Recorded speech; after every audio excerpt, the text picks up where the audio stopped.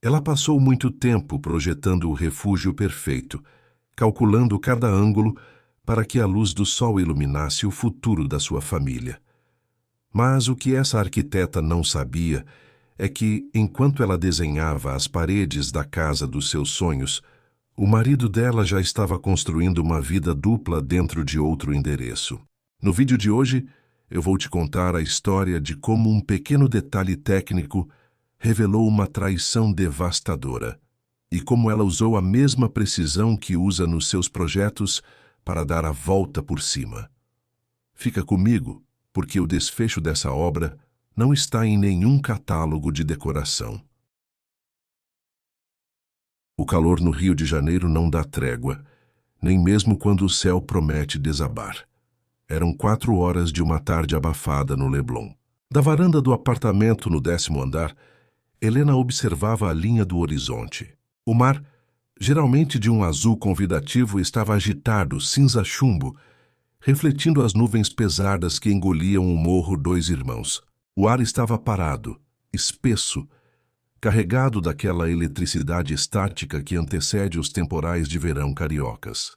Helena sentiu uma gota de suor escorrer pelas costas, mesmo com o ar-condicionado central lutando bravamente para manter a sala em 23 graus. Ela ajustou a alça da blusa de linho cru, sentindo o tecido leve roçar em sua pele sensível.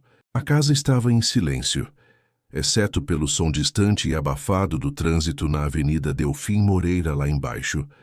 Tudo ali respirava bom gosto e estabilidade. O piso de tábua corrida peroba do campo, o sofá de design italiano voltado para a vista do oceano, o cheiro sutil de difusor de bambu que ela espalhava pela casa. Helena, aos 42 anos, era a guardiã daquele templo. Arquiteta por formação, mas gerente do lar por imposição das circunstâncias, e de Roberto, ela cuidava para que a vida da família tivesse a mesma simetria perfeita dos prédios da orla. Ela foi até a cozinha gourmet, onde a cafeteira soltava o último suspiro de vapor. O cheiro do café invadiu o ambiente, lutando contra o cheiro de maresia que entrava pela janela basculante entreaberta. Era seu momento sagrado. O café da tarde, antes que a rotina a atropelasse. Antes que Bia chegasse do cursinho em Botafogo e antes que Roberto ligasse do escritório no centro, avisando que o trânsito no aterro estava parado e que chegaria tarde. Sobre a ilha de granito preto, o celular antigo de Roberto, um aparelho que ele dizia usar apenas para controlar a automação das cortinas e do som, vibrou. O som foi abafado pela pedra, um barulho curto e seco. Helena, com a xícara de porcelana quente nas mãos, franziu a testa. Roberto era metódico. Ele nunca deixava notificações ativas naquele aparelho. Ela pousou a xícara. O vapor do café embaçou levemente seus óculos de leitura. Curiosa, mas sem malícia, ela tocou na tela. A notificação brilhava com uma luz fria. Banco Digital X. Transferência de R$ 12.000 realizada com sucesso. Favorecido. LS Design em interiores. Comprovante enviado. O coração de Helena errou uma batida. LS Design? Ela conhecia todos os fornecedores do Rio. Ninguém com essas iniciais havia trabalhado para eles. E R$ 12.000. Um calafrio subiu por sua espinha, contrastando com o calor do ambiente. Aquele instinto primitivo, que dormia em algum lugar entre seu estômago e sua garganta, despertou. Ela conhecia a senha. Era a data do casamento deles, 1204. 12 de abril. Ela digitou. O cadeado abriu. O que Helena viu não foram mensagens de texto. Foi uma vida inteira catalogada em um aplicativo de notas e uma galeria de fotos oculta. Não era apenas uma traição carnal. Era uma traição patrimonial e emocional. Havia fotos de um apartamento. Não um apartamento qualquer, mas um garden charmoso, com vista para o Cristo Redentor, provavelmente em Humaitá ou Botafogo. Nas fotos, móveis que Helena adorava, mas que Roberto dizia serem caros demais para a casa deles, decoravam a sala da outra. E então ela viu as pessoas. Roberto, usando a camisa polo azul marinho que ele dissera ter perdido na lavanderia mês passado. Ele sorria, descalço, com uma taça de vinho branco na mão. Ao lado dele, uma mulher morena, de cabelos cacheados e volumosos, pele dourada de sol, usando um vestido solto. Ela não parecia uma modelo inatingível. Ela parecia real, feliz. E no chão, brincando com o pé de Roberto, um cachorro, um Golden Retriever filhote. Helena sentiu uma náusea violenta. Roberto odiava animais. Ele fez Helena doar o gato que ela tinha quando se casaram, alegando alergia. Eu não posso respirar com bicho em casa, Helena, ele dizia, tossindo de forma teatral. Na foto, o rosto dele estava enterrado no pelo do cachorro. Sem alergia, sem tosse, apenas risos. Helena deslizou o dedo trêmulo pela tela. Havia um vídeo, ela clicou. O som do vídeo preencheu a cozinha silenciosa do Leblon. Eram vozes e o som de chuva. Amor, o Pedro chutou, vem sentir, disse a voz feminina. A câmera girou. A mulher estava deitada no sofá, a mão na barriga proeminente de uns 6 meses de gestação. A mão de Roberto entrou em cena, acariciando o ventre dela com uma devoção que Helena não recebia há 15 anos. É um jogador de futebol, esse garoto. A voz de Roberto era doce e embargada de emoção. O celular escorregou da mão de Helena e caiu no balcão com um estalo alto. Pedro. Eles sempre quiseram um menino. Mas depois que Bia nasceu, Roberto disse que a fábrica estava fechada, que seria caro demais, trabalhoso demais. O ar faltou. Helena sentiu as paredes da cozinha se fecharem. A vista privilegiada do Leblon lá fora desapareceu quando o céu finalmente desabou. A chuva tropical caiu com violência, grossas cortinas de água chicoteando os vidros da varanda, abafando o grito que ficou preso na garganta dela. O barulho do trovão fez os vidros tremerem. A porta do elevador social se abriu no hall privativo. Mãe? Que dilúvio é esse? O Rio de Janeiro vai acabar embaixo d'água? Era Bia. A menina entrou sacudindo o guarda-chuva molhado, os tênis encharcados deixando marcas no piso impecável do hall. Ela trazia o cheiro da rua, asfalto molhado, ozônio e o perfume doce que ela usava. Helena agiu por puro reflexo de sobrevivência. Pegou o celular, enfiou no bolso da calça de linho e virou-se para a pia, abrindo a torneira para mascarar sua respiração ofegante. Foi, filha. A voz saiu rouca. Helena pigarreou. O trânsito estava ruim? Ruim? O túnel Rebouças parou. Tive que descer e vir andando um pedaço até pegar o metrô. Bia jogou a mochila no sofá, alheia ao colapso do mundo da mãe. Ela foi até a cozinha e abriu a geladeira. Mãe, você tá pálida. Tá tudo bem? Sua pressão baixou com esse calor? Helena se virou. Ela olhou para a filha. Bia tinha os olhos do pai. Aqueles mesmos olhos que agora, Helena sabia, mentiam com uma facilidade assustadora. É o calor, filha. E essa chuva me dá enxaqueca. Helena mentiu, apoiando-se na bancada fria para não cair. O seu pai... Ele disse se vinha jantar? Bia mordeu um pedaço de queijo branco. Ah, ele mandou mensagem no grupo da família, você não viu? Disse que ia ter que ficar no escritório no centro até tarde revisando contratos. Disse para não esperarmos. Helena sentiu o sangue ferver. O escritório no centro. Claro. Ou talvez o apartamento Garden no Humaitá, vendo a chuva cair com a nova família dele. Mas... Bia hesitou mastigando devagar. Sabe o que foi estranho? O ônibus do cursinho passou pela Rua Voluntários da Pátria antes de entrar no túnel, e eu jurei ter visto o carro do pai entrando num prédio lá. Aquele prédio antigo bonito, sabe? Que tem trepadeiras na fachada. O mundo parou mais uma vez. Bia tinha visto. A Voluntários da Pátria era em Botafogo, perto do Humaitá. As peças se encaixavam com a precisão de um projeto arquitetônico macabro. Deve ter sido um carro parecido, filha. O rio está cheio de SUVs pratas blindados, Helena disse, a voz ganhando uma firmeza gélida que ela desconhecia possuir. Bia deu de ombros, mas seus olhos perscrutaram o rosto da mãe. Fez deve ser, mas ele parecia estar com alguém no banco do carona. Enfim, vou tomar banho. Essa água da chuva é imunda. Quando Bia saiu do recinto, deixando o rastro de umidade no chão, Helena não chorou. A tristeza que minutos antes ameaçava afogá-la evaporou, dando lugar a algo muito mais perigoso, a clareza. Ela olhou para o reflexo na janela escura pela chuva. Viu uma mulher que havia se anulado para caber na moldura dourada de Roberto.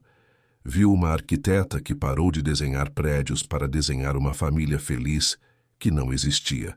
Helena puxou o celular do bolso novamente. Ela abriu a câmera do seu próprio celular e começou a fotografar a tela do aparelho de Roberto. Fotografou as transferências, o contrato de aluguel no nome de um laranja, que ela reconheceu como primo dele, as fotos do ultrassom, o endereço do apartamento em Botafogo. Lá fora, um raio cortou o céu sobre o mar do Leblon, iluminando a sala por uma fração de segundo. Naquele clarão, o rosto de Helena não mostrava desespero, mostrava cálculo, que ela tinha o endereço, ela tinha as provas, e o mais importante, ela tinha o elemento surpresa. Roberto achava que a chuva apenas molhava. Ele esqueceu que a tempestade também derruba encostas e destrói fundações mal feitas. Helena guardou o celular. Foi até a adega climatizada na sala e pegou uma garrafa de vinho que Roberto guardava para ocasiões especiais. Abriu a garrafa. Serviu-se de uma taça generosa. O vinho era encorpado com gosto de terra e sangue. Ela se sentou na poltrona, de frente para a tempestade lá fora e esperou. A justiça começaria hoje, e ela seria fria, lenta e implacável. A noite que se seguiu à descoberta foi longa e silenciosa. O temporal no rio havia cessado, deixando para trás apenas poças d'água refletindo os postes de luz amarelada da Avenida Delfim Moreira e um cheiro forte de terra molhada que subia dos canteiros da orla. Helena estava deitada na cama king size, com lençóis de algodão egípcio de 1000 fios fingindo dormir. Ao lado dela, Roberto ressonava. Um som rítmico, profundo, quase inocente. Como alguém conseguia dormir tão tranquilamente carregando 2 vidas nas costas? Helena sentia o calor do corpo dele irradiar para o seu lado da cama, um calor que antes lhe trazia segurança, mas que agora parecia repulsivo, como se a pele dele estivesse contaminada por mentiras. Ela passou a noite analisando a respiração dele. Cada expiração parecia soltar o nome da outra mulher, Luísa, o nome que ela descobrira no contrato de aluguel salvo no celular, Luísa Soares. Quando o sol nasceu, tingindo o céu do rio de tons de rosa e laranja, Helena já estava de pé. Ela caminhou até o banheiro da suíte pisando na ponta dos pés. O mármore travertino do chão estava gelado, um choque térmico que ajudou a despertar seus sentidos para a missão daquele dia. Ela olhou-se no espelho. Havia olheiras profundas, arroxeadas, sob seus olhos cor de mel. Mas havia também uma firmeza nova na mandíbula. Helena lavou o rosto com água gelada, sentindo os poros se fecharem. Ela não vestiu as roupas de ginástica habituais para sua caminhada no calçadão. Hoje, ela vestiu uma armadura, uma calça jeans discreta, uma camisa branca de botões, óculos escuros grandes e um boné liso. Ela precisava ser invisível. Roberto acordou às 7h30, como sempre. Bom dia, querida, ele disse, a voz rouca de sono entrando na cozinha enquanto abotoava a camisa social branca. Você caiu da cama? Helena estava de costas, passando café. O aroma da torra escura preenchia a cozinha, mascarando o cheiro do medo que ela sentia de sua voz falhar. Perdi o sono. O calor voltou cedo, ela respondeu sem se virar. A mentira saiu mais fácil do que ela imaginava. Era assustadoramente simples mentir. Talvez por isso Roberto fosse tão bom nisso. Ele se aproximou e beijou o topo da cabeça dela. Helena teve que usar cada fibra de seu autocontrole para não se encolher. O cheiro dele era o mesmo de sempre: sabonete de sândalo e loção pós-barba. Como ele conseguia não trazer o cheiro dela para casa? Ele devia tomar banho antes de voltar. A logística da traição era algo que Helena, com sua mente analítica de arquiteta, começava a desmontar.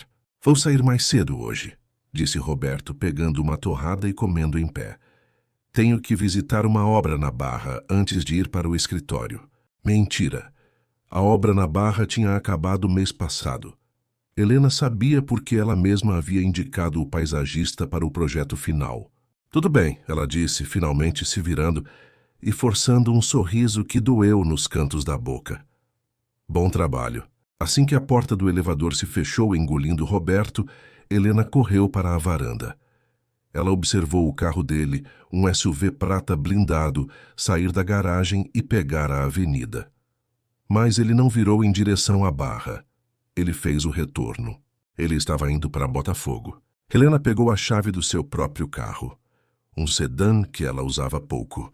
Suas mãos tremiam levemente ao colocar a chave na ignição, mas o motor roncou suavemente, respondendo ao seu comando. O trânsito no Rio é uma entidade viva, pulsante e caótica. Helena seguiu à distância, mantendo 2 carros entre ela e Roberto. O trajeto do Leblon até Botafogo parecia durar uma eternidade. O sol já queimava o asfalto, criando miragens de calor. Ela ligou o rádio apenas para abafar o som de seus próprios pensamentos, mas não ouvia a música. Ouvia apenas as batidas surdas de seu coração contra o cinto de segurança. Roberto entrou na Rua das Acácias, uma rua arborizada, bucólica, que parecia um túnel verde no meio do caos urbano. O bairro de Botafogo tinha essa dualidade. Era hipster, jovem, boêmio, muito diferente da bolha elitista e silenciosa do Leblon. Ele estacionou em frente a um prédio antigo de 3 andares, com fachada de tijolinhos e varandas repletas de samambaias. Era um prédio sem portaria, com aquele charme de Rio antigo que Helena, como arquiteta, sempre admirou. Ironia do destino. O ninho de amor do marido era arquitetonicamente perfeito. Helena estacionou um pouco mais à frente, do outro lado da rua, perto de uma banca de jornal. Ela desligou o motor, mas manteve os vidros fechados e o ar-condicionado ligado. O sol batia no para-brisa. Ela ajeitou os óculos escuros. Roberto desceu do carro. Ele não parecia o executivo estressado que chegava em casa todas as noites. Ele parecia leve. Ele carregava uma sacola de padaria. Pão fresco. Na casa deles, o pão era sempre de forma, integral, sem glúten, por insistência dele em manter a dieta. Ali ele levava pão francês, daqueles que deixam migalhas e memórias. Ele tocou o interfone. O portão de ferro trabalhado se abriu com um zumbido elétrico. Ele entrou. Helena sentiu um gosto amargo na boca. Billy. Ela queria sair, gritar, quebrar os vidros do carro dele. Mas ela ficou imóvel. Ela precisava ver ela. 10 minutos se passaram. 20. A porta do prédio se abriu novamente. Desta vez, saíram os 2. Luísa era exatamente como nas fotos. Mas a realidade tem uma textura que o digital não captura. Ela usava um vestido de malha simples, chinelos havaianas e tinha os cabelos presos num coque frouxo, com fios rebeldes caindo sobre o pescoço. Ela não tinha a maquiagem impecável de Helena, nem as roupas de grife. Ela tinha uma beleza crua, acessível e uma barriga de 6 meses que se projetava para frente, orgulhosa. Eles caminhavam devagar pela calçada de pedras portuguesas irregulares. Roberto segurava a mão dela. Não era uma pegada possessiva, era entrelaçada, íntima. E na outra mão de Luísa, a guia do cachorro. O Golden Retriever, agora um pouco maior que na foto, pulava tentando pegar folhas secas no chão. Helena observou a cena através do vidro fumê do carro. Parecia um filme, um comercial de margarina. Roberto riu de algo que Luísa disse. Ele parou no meio da calçada, ignorando os pedestres apressados, e colocou a mão na barriga dela. Luísa colocou a mão sobre a dele. Eles se beijaram. Um selinho demorado, sob a luz do sol das 9 da manhã. Lágrimas quentes escorreram por baixo dos óculos de Helena, trilhando caminhos salgados por suas bochechas. Não era apenas sexo. Se fosse sexo, Helena poderia lidar. Ela poderia comprar uma lingerie nova, propor uma viagem, fazer terapia de casal. Mas aquilo era cumplicidade. Era intimidade. Eles tinham piadas internas, rituais matinais, pão da padaria e um cachorro. Eles tinham uma vida. A vida que Helena achava que tinha com ele era, na verdade, a vida oficial, a vida burocrática, a vida de aparências. A vida real de Roberto acontecia ali, naquela rua de Botafogo, onde ele podia ser imperfeito. O casal entrou em um café na esquina. Helena viu Roberto puxar a cadeira para Luísa sentar. Viu ele pedir ao garçom, gesticulando animadamente. O celular de Helena vibrou no banco do carona. Era Bia. Mensagem de Bia. Mãe, esqueci meu caderno de biologia na mesa da sala. O pai já foi? Pede para ele trazer no caminho, se der? Helena olhou para a mensagem. Olhou para o marido do outro lado da rua, tomando suco de laranja com a mulher grávida. Uma raiva fria secou suas lágrimas instantaneamente. A tristeza deu lugar a um foco laser. Ela pegou o celular e digitou. Seu pai já saiu, filha. Ele estava com pressa para uma reunião muito importante. Eu levo para você. Helena ligou o carro. Enquanto manobrava para sair da vaga, ela olhou uma última vez para o casal no café. Ela gravou aquela imagem na retina.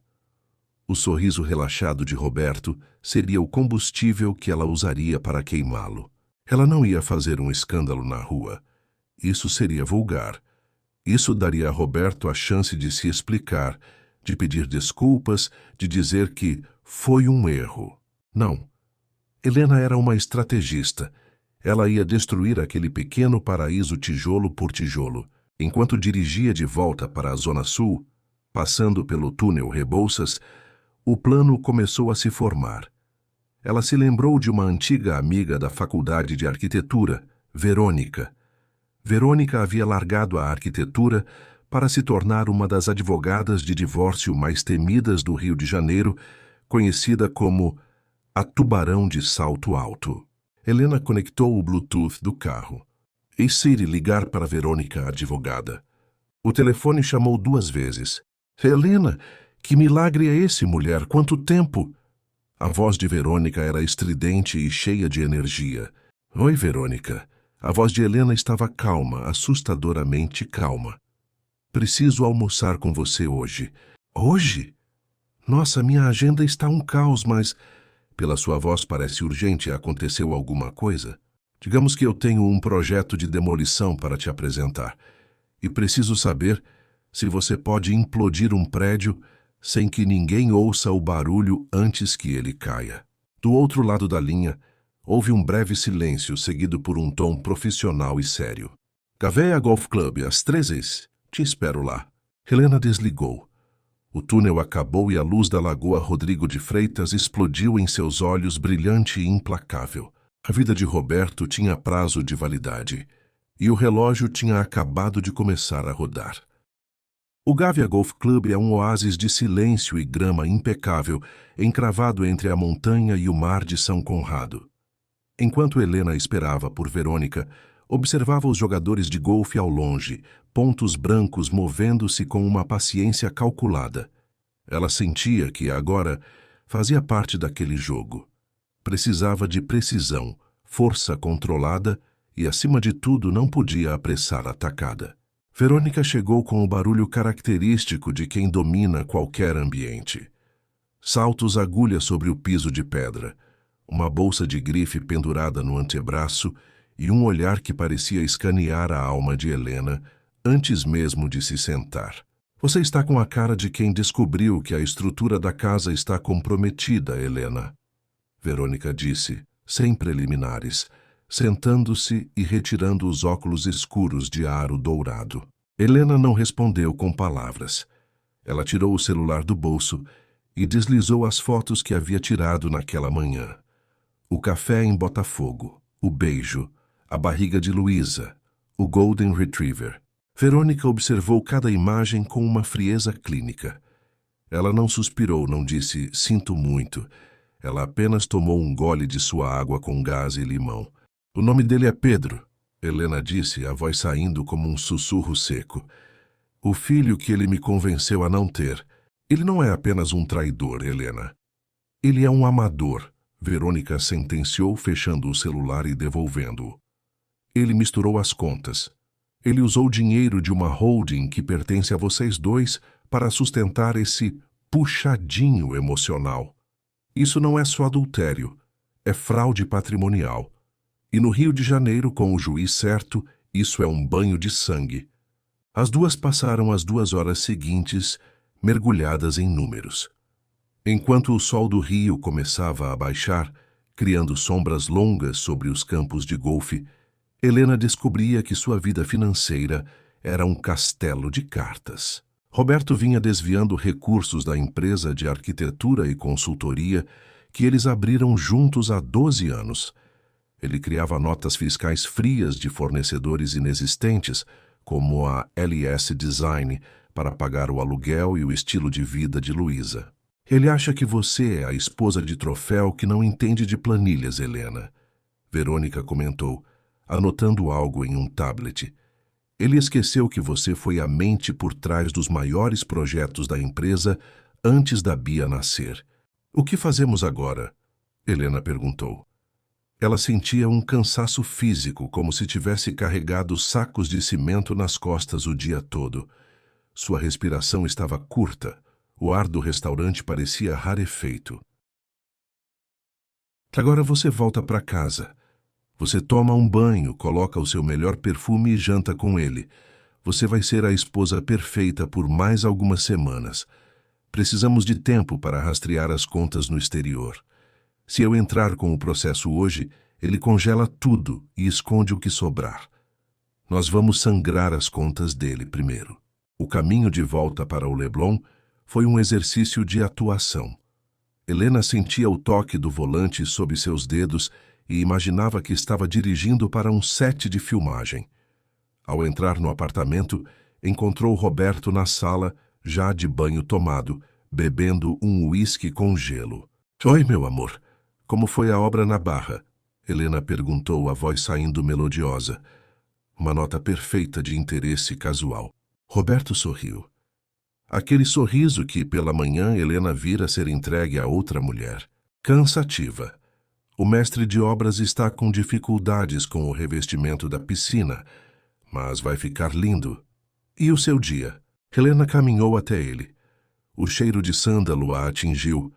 Ela sentiu uma vontade súbita de vomitar, mas em vez disso, ela lhe deu um beijo leve no rosto. "Foi produtivo. Reencontrei a Verônica, aquela minha amiga da faculdade. Falamos sobre reconstrução." Roberto não percebeu o duplo sentido. Ele estava seguro demais em sua própria arrogância.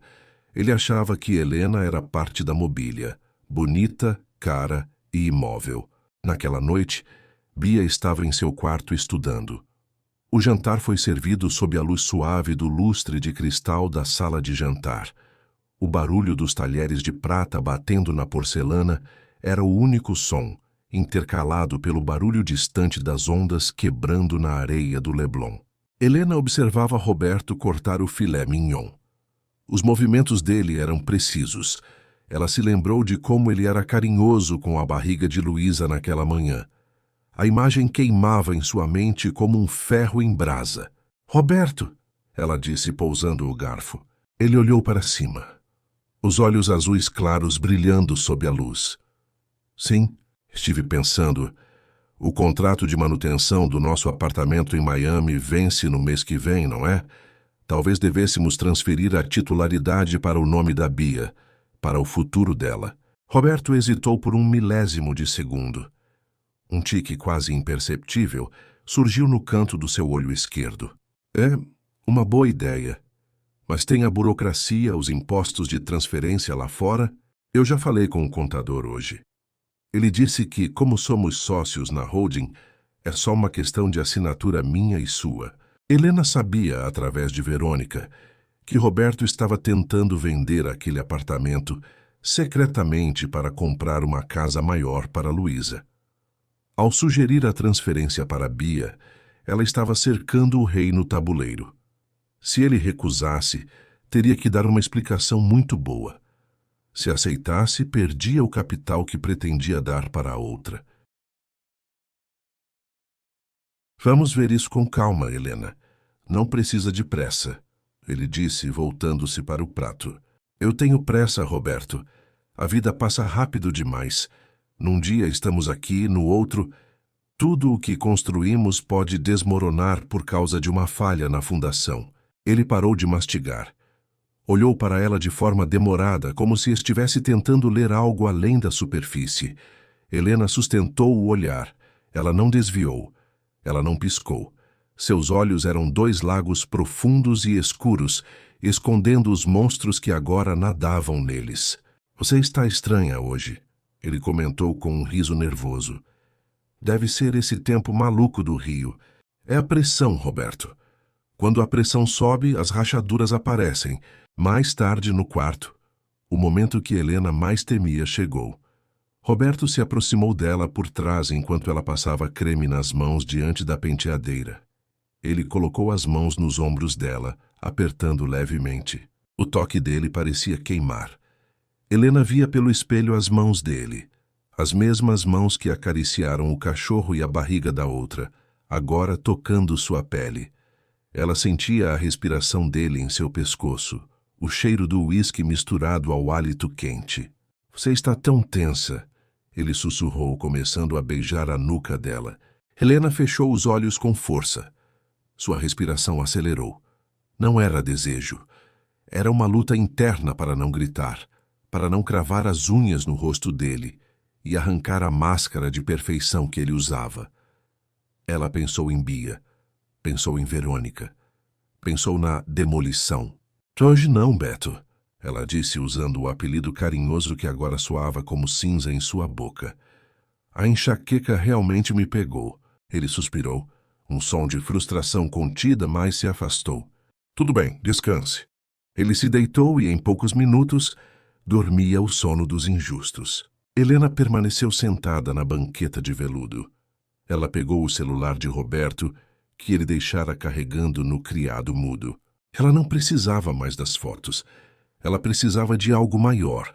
Ela instalou um pequeno software de espelhamento que Verônica lhe passara. Um programa invisível que mandaria cada mensagem, cada localização e cada áudio recebido por ele diretamente para o e-mail da advogada. Enquanto a barra de progresso da instalação avançava, Helena olhou para a janela. O Cristo Redentor estava iluminado ao longe, uma cruz de luz vigiando a cidade partida. Você não faz ideia, Roberto, ela sussurrou para o quarto escuro. Você acha que está construindo um berçário, mas eu estou cavando a sua cova financeira. A instalação terminou. 100% concluído. Helena recolocou o celular no lugar com a precisão de quem coloca a última peça de um explosivo. O jogo de xadrez de Helena estava apenas começando. Se Roberto achava que o Leblon era seu porto seguro e Botafogo seu refúgio secreto, ele estava prestes a descobrir que, no Rio de Janeiro, não existem segredos que a maresia não corroa. Na manhã seguinte, o sol nasceu com uma fúria renovada. O céu estava de um azul tão límpido que parecia irreal, mas para Helena, a claridade era apenas um holofote sobre a sua dor. Roberto saiu cedo, alegando uma reunião em Niterói.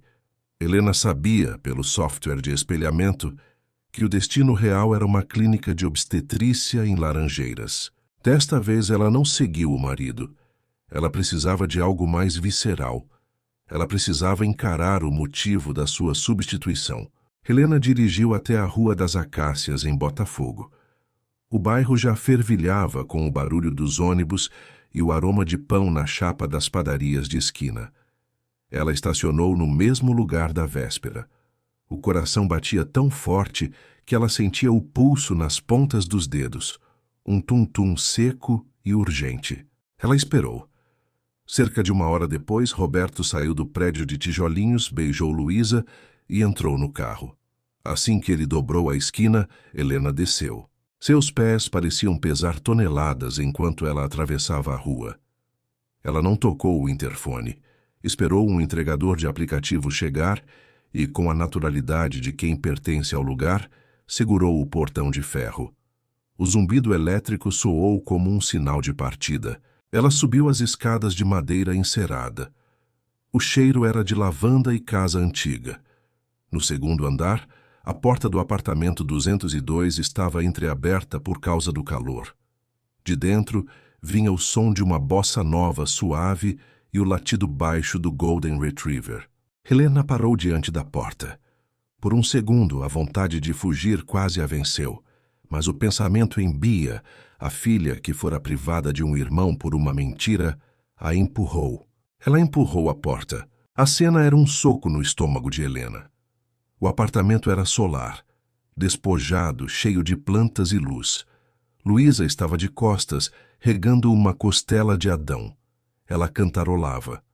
O cachorro, ao perceber a presença de uma estranha, correu até Helena, mas não latia. Balançava o rabo, oferecendo a mesma confiança ingênua que Helena um dia oferecera a Roberto. Beto, esqueceu a chave de novo, amor? Luísa perguntou, virando-se com um sorriso que se desintegrou no ar ao ver a mulher elegante, de óculos escuros e postura de ferro, parada em sua sala. O silêncio que se seguiu foi denso como neblina.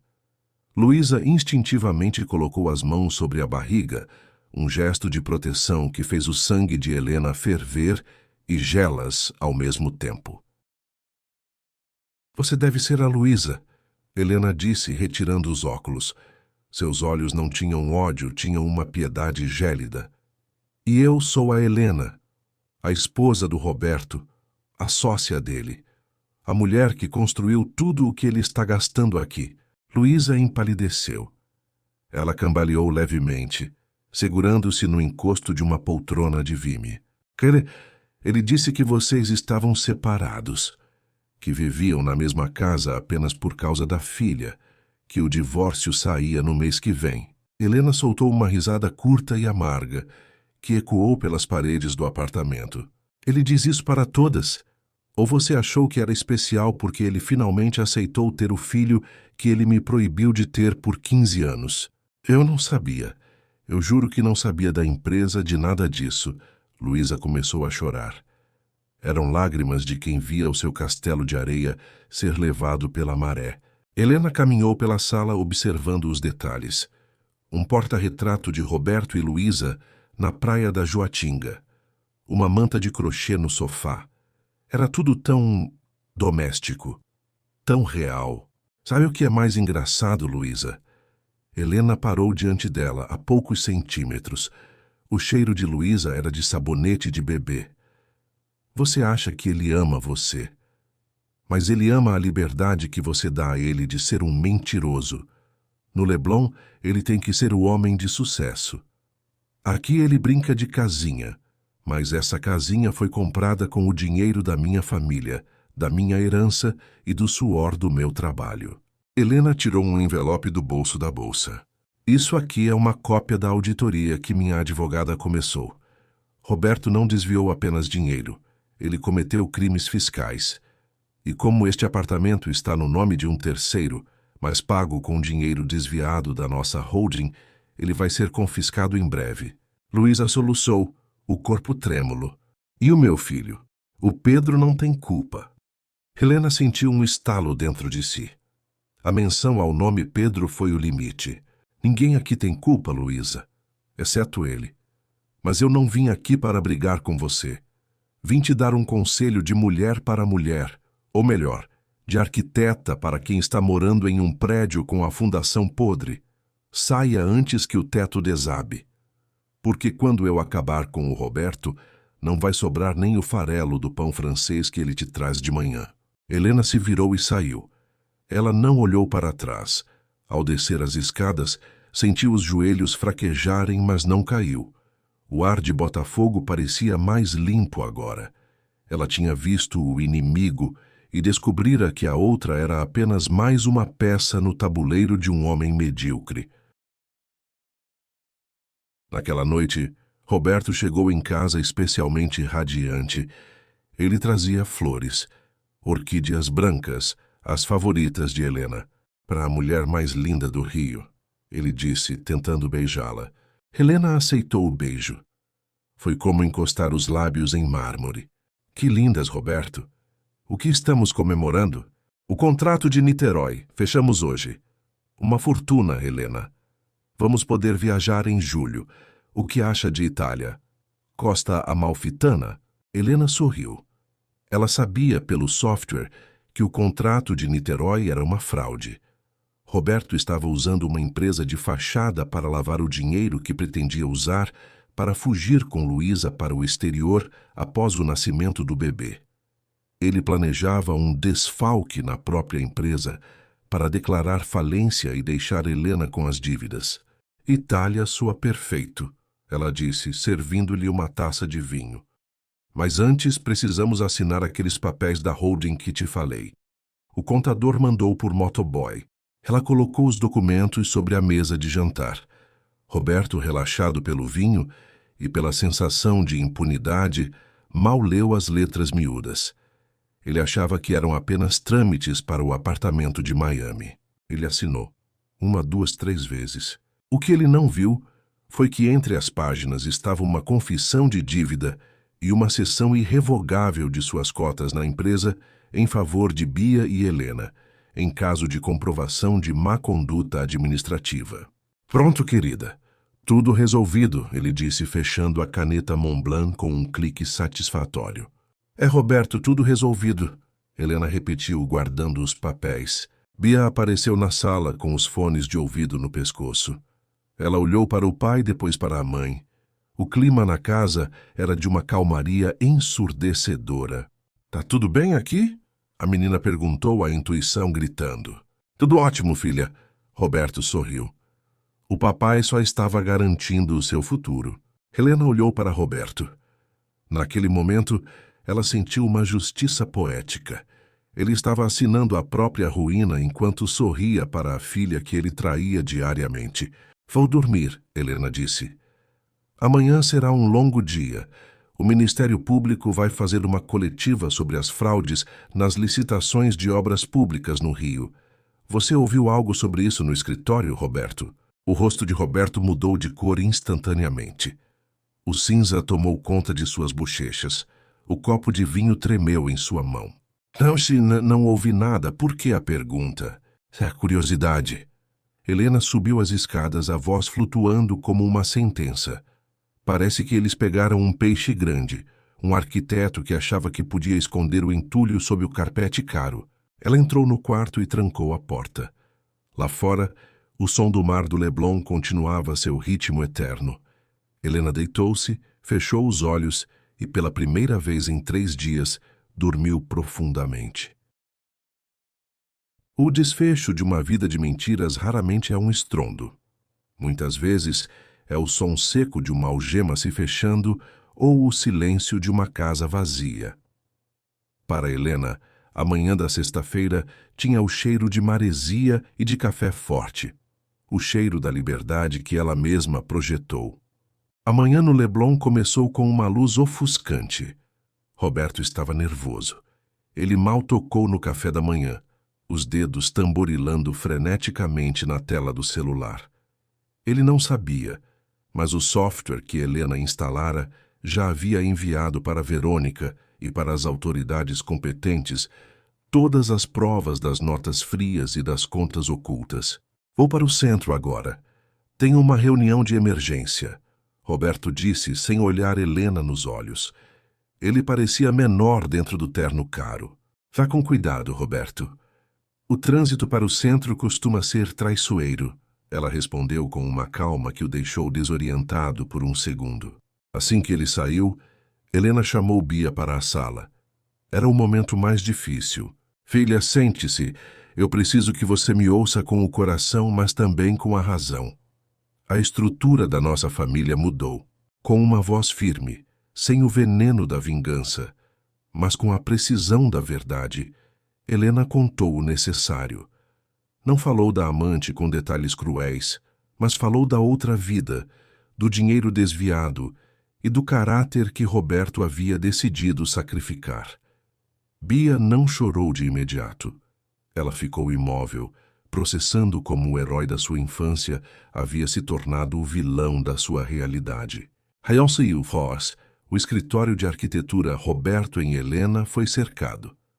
Não por manifestantes, mas por agentes federais e oficiais de justiça.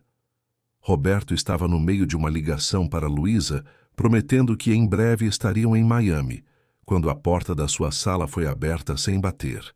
Helena entrou logo atrás dos oficiais. Ela não estava ali para tripudiar, mas para garantir que o patrimônio de Bia fosse preservado. — O que é isso, Helena? Você enlouqueceu! Roberto gritou, o rosto vermelho, enquanto os agentes começavam a lacrar os computadores. — Então, Roberto, eu recuperei a sanidade, ela disse, aproximando-se da mesa dele. Você assinou a cessão de cotas ontem à noite, lembra? Este escritório agora pertence legalmente a mim e a Bia. Você está sendo afastado por má conduta administrativa e fraude. E esses senhores aqui estão interessados naquela LS Design que você tanto gosta de contratar. O pânico nos olhos de Roberto foi a maior recompensa de Helena.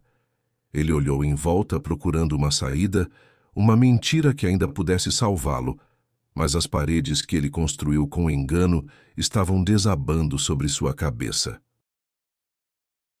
2 meses depois, o outono no Rio trazia tardes mais frescas e um céu de um azul profundo. Helena estava na varanda do seu novo apartamento, menor que o do Leblon, mas localizado na Urca, aos pés do Pão de Açúcar, um lugar onde o silêncio era real, não imposto. Roberto estava respondendo ao processo em liberdade, mas seus bens estavam bloqueados. Ele morava agora em um apartamento simples no subúrbio, abandonado por Luísa pouco depois que o dinheiro secou. Luísa, por sua vez, havia voltado para a casa dos pais no interior de Minas Gerais com o pequeno Pedro. Helena, em um ato que surpreendeu até Verônica, garantiu que uma pequena pensão fosse paga ao menino através dos lucros da empresa. A criança não é culpada pela fundação podre do pai, ela justificara. Bia estava na faculdade. A relação com o pai era inexistente, uma ferida que o tempo ainda tentava fechar. Helena segurava uma taça de vinho, observando os barcos na baía de Guanabara. Ela tinha voltado a desenhar. Sobre sua mesa não estavam mais as plantas de prédios frios, mas o projeto de um centro comunitário que ela estava doando para uma favela próxima. O celular dela vibrou. Uma mensagem de Verônica. O divórcio foi finalizado. Você é oficialmente uma mulher livre. Helena sorriu. Ela sentiu a respiração profunda, sem o aperto das correntes invisíveis que a sufocavam há anos. Ela olhou para as próprias mãos, as mãos de uma arquiteta que aprendeu que, para construir algo novo e verdadeiro, às vezes é preciso ter a coragem de implodir o que é falso. A justiça não era apenas sobre punir Roberto. Era sobre Helena se encontrar sob os escombros da mulher que ela fingia ser. O sol se pôs atrás das montanhas, e Helena não sentiu medo do escuro. Pela primeira vez na vida, ela sabia que a luz que importava vinha de dentro, de uma fundação feita de verdade, dignidade e amor próprio. Muitas vezes, aceitamos viver em estruturas que nos sufocam porque temos medo do barulho da queda. Mas a verdade é que nenhuma fundação sobrevive à mentira para sempre. A justiça pode tardar como uma maré que recua, mas quando volta, ela limpa tudo o que não é sólido. A vida de Helena não acabou com a traição. Ela começou no momento em que ela decidiu que merecia a verdade. O que achou da história? Escreva nos comentários. Não se esqueça também de seguir o canal e ativar o sininho para ser avisado sempre que um novo vídeo sair. Quer ouvir sua história sendo contada por aqui? Nos envie para o contato na descrição desse vídeo. Obrigado e até a próxima.